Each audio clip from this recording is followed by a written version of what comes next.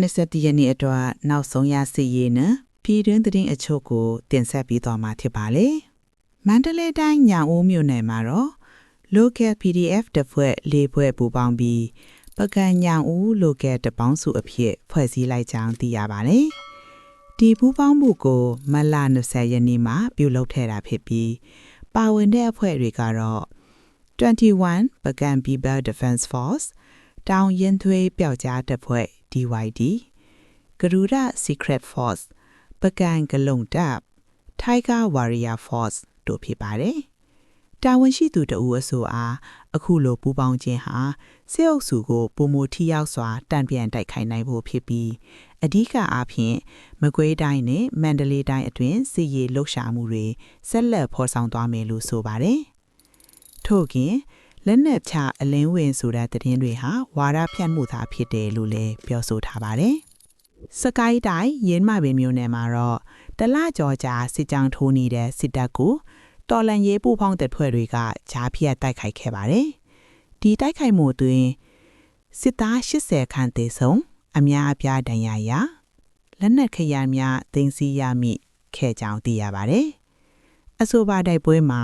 ပခုတ်ကူ PDF တပ်ခွဲ3ဝက်ပါအဝင်ဒေသခံတပ်ဖွဲ့များနဲ့ကဏီတရင်များကအာရခထတပ်ပေါ် AA တို့ပူးပေါင်းတိုက်ခိုက်ခဲ့တာဖြစ်ပါတယ်စစ်ကောင်စီဘက်ကလည်း Jet Fighter, Gyrocopter နဲ့ Drone များအသုံးပြုပြီးပြန်လည်တိုက်ခိုက်ပေမဲ့တော်လန်ရေးတပ်ဖွဲ့တွေက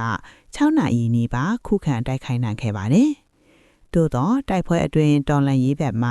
ရဲဖော်9ဦးကြာဆုံးပြီး9ဦးဒဏ်ရာရရှိခဲ့တယ်လို့သိရပါတယ်။မြန်မာနိုင်ငံတဝန်းမှာတော့73စီစေးနှုန်းများအစမတန်မြင့်တက်နေပြီးစီပြက်လန်မှုများဖြစ်ပေါ်နေပါတယ်။မလ20ရက်နေ့တွင်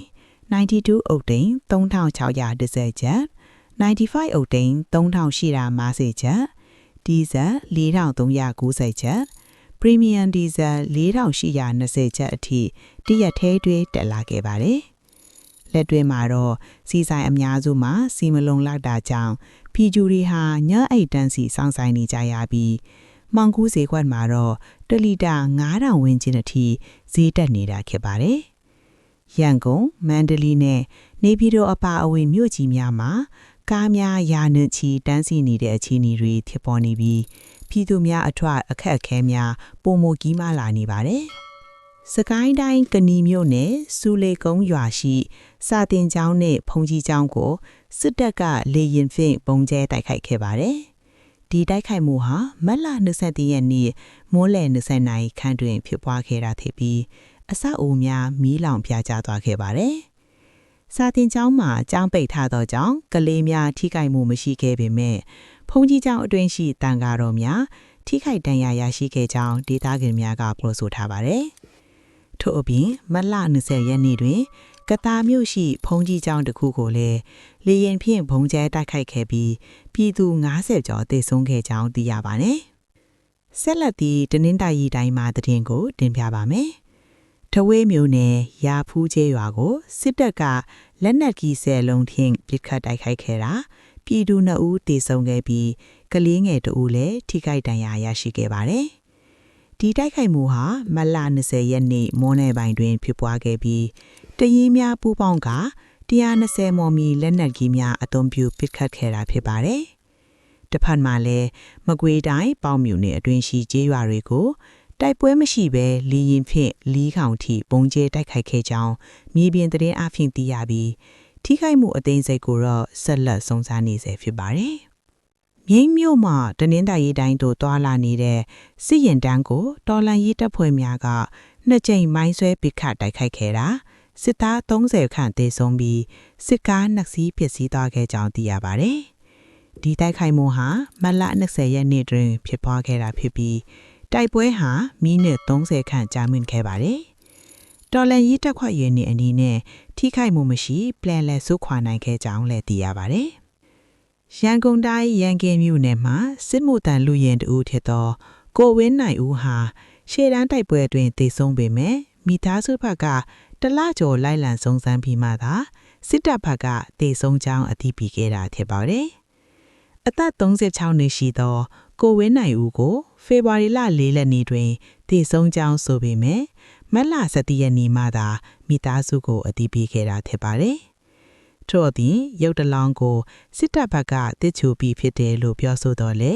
တစ်ချိုမှုအပတ်သက်သောဓာတ်ပုံမတန်များကိုမပြတော့နိုင်ခဲ့ဘူးလို့လည်းသိရပါတယ်။မိသားစုဝင်တွေအနေနဲ့တေဆုံးရက်ကိုတောင်တိတိကျကျမသိရသေးပဲခန့်မှန်းဒီနားရဲ့ပြုလုပ်နေရတဲ့အခြေအနေရှိပါတယ်။မန္တလေးတိုင်းငေါင်စွန်းမြို့နယ်နဲ့စကိုင်းတိုင်းဝက်လက်မြို့နယ်တို့မှာစစ်တောင်စီရင်တန်းများကိုတော်လှန်ရေးတပ်ဖွဲ့တွေကကြားဖြတ်တိုက်ခိုက်ခဲ့တယ်လို့သိရပါတယ်။မတ်လ20ရက်နေ့မှာစစ်ကား3စီးပါဝင်တဲ့ရင်တန်းကို drone နဲ့ပုံကျဲပြီးစတင်တိုက်ခိုက်သလိုနောက်ထပ်60မော်မီလက်နက်ကြီးများနဲ့ထပ်မံပစ်ခတ်ခဲ့တယ်လို့သိရပါတယ်။တိုက်ခိုက်မှုအတွင်းစစ်ကောင်စီဘက်မှအနည်းဆုံးစစ်သား3ဦးသေဆုံးပြီးဒဏ်ရာရရှိသူများလည်းရှိခဲ့တယ်လို့သတင်းရင်းတွေကဆိုပါတယ်။ဒေသခံပြည်သူတွေကတော့လုံခြုံရေးအတွက်ဘေးလွတ်ရာသို့ထွက်ပြေးနေကြရတဲ့အခြေအနေရှိပါတယ်။ချင်းပြည်နယ်လွတ်တော်မှာလူခွင့်ရေးချိုးဖောက်မှုတွေနဲ့ဆက်နွယ်နေတဲ့စစ်အရာရှိတွေကိုလွတ်တော်အမတ်တို့၏ဖြစ်ခန့်အပ်ထားမှုအပေါ်ချင်းလူခွင့်ရေးအဖွဲ့ CHRO ကပြင်းထန်စွာကန့်ကွက်လိုက်ပါတယ်။2008ဖွဲ့စည်းပုံအခြေခံဥပဒေအရစစ်တပ်အတွက်သတ်မှတ်ထားတဲ့နေရာများမှာစစ်ကောင်ဆောင်မင်းအောင်လှိုင်ကထိုက်ရိုက်ခန့်အပ်ထားသူများပါဝင်နေခြင်းဖြစ်သည်။ယင်းထဲမှာစစ်ရစရိတ်ကျူးလွန်သူတွေပါဝင်တယ်လို့ဆိုပါတယ်။ CHRO ဘက်ကတော့ဒီလိုခန့်အပ်မှုဟာစစ်ရစရိတ်ကျူးလွန်သူတွေကိုကာကွယ်တည်နေတာပဲဖြစ်တယ်လို့ဝေဖန်ထားပါတယ်။ရှမ်းပြည်မြောက်ပိုင်းမှာပဋိပက္ခဖြစ်ပွားခဲ့တဲ့ TNLA နဲ့ MNDAA ကအပြစ်ခတ်ရပ်စဲပြီးမဟာမိတ်အဖြစ်ဆက်လက်ရပ်တည်သွားမယ်လို့ကြေညာလိုက်ပါတယ်။ဒီဆုံးဖြတ်ချက်အပေါ်အញ្ញံ UCC ကကြိုးစိုးကြောင်းပြောကြားထားပါတယ်။တော်လှန်ရေးကာလအတွင်းမိဖက်အင်အားစုတွေကြားပဋိပက္ခများကိုနိုင်ငံရေးနည်းလမ်းနဲ့ဖြေရှင်းတဲ့တယ်လို့လည်းတိုက်တွန်းထားပါတယ်။ဒီနေ့အတွက်အရေးကြီးတဲ့သတင်းများကိုတင်ဆက်ပေးခဲ့တာဖြစ်ပါတယ်။နောက်ထပ်သတင်းအသစ်များကိုဆက်လက်တင်ပြပေးသွားမှာဖြစ်လို့စောင့်ကြည့်ပေးကြပါအောင်ရှင်။ကျေးဇူးတင်ပါတယ်။မမီတို့ရဲ့ဝမ်းစာအတွက်အလုပ်လုပ်ရင်းပဲဖြစ်စေကျန်းမာရေးအတွက်အားကစားလုပ်ရင်းနဲ့ပဲဖြစ်စေကားမောင်းရင်းနဲ့ပဲဖြစ်စေနားဆင်နိုင်ဖို့အတွက်အချိန်နဲ့အမျှဖြစ်ပေါ်ပြောင်းလဲနေတဲ့သတင်းတွေကိုအဆက်မပြတ်သိရှိစေဖို့အတွက်ရည်ရွယ်ပြီးတင်ဆက်ပေးနေတာဖြစ်ပါတယ်။နေ့စဉ်သတင်းများသိရှိရဖို့ channel လေးကို subscribe လုပ်ခဲ့ကြပါဦးနော်။